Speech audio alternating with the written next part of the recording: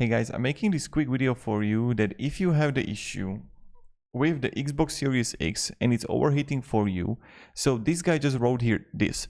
It was so close to saying and paying the $300, but decided to pull her apart and the power supply was just covered in dust, running perfect now. So you can just watch some few YouTube videos where you have to pull it apart, and probably you're gonna have a lot of dust here, so you want to just clean the dust. Also, the person just wrote here that did this last week after I had the same problem. System would overheat and games would crash. I had ordered the proper screw head off on AliExpress, opened it up, vacuuming it all out, runs beautiful now.